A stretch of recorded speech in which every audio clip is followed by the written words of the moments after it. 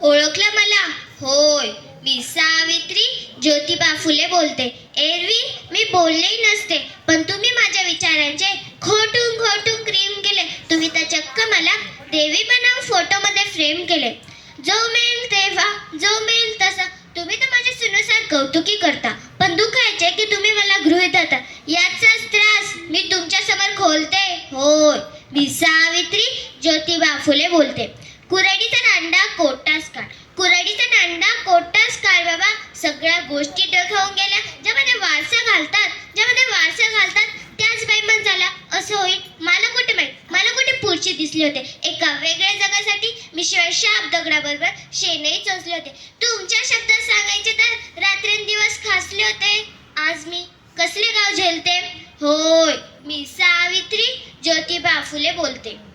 मैं बावलींनो, लेके बाळींनो, तुम्ही शिकलाय सवरलाय, पण विकृत श्रीमूर्तीच्या प्रत्येक काना झाला. माझा वारसा सांगून स्वतःसाठी राबता आहात आणि गर्भातला सावित्रीचा गळा गर्भातच दाबतात. म्हणूनच तुमच्या या संतापापुढे मी व्यवहार बोलते. होय, मी सावित्री ज्योतिबा फुले बोलते.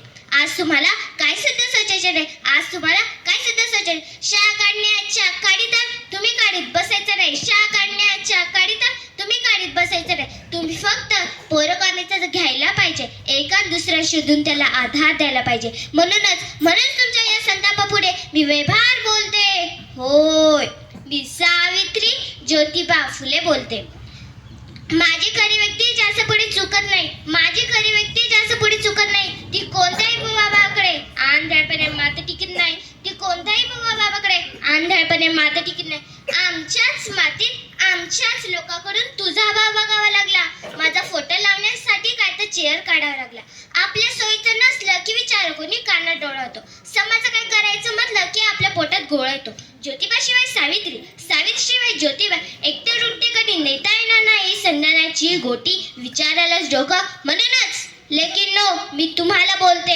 होय, मी सावित्री ज्योतिबा फुले बोलते. होय, मी सावित्री ज्योतिबा फुले बोलते.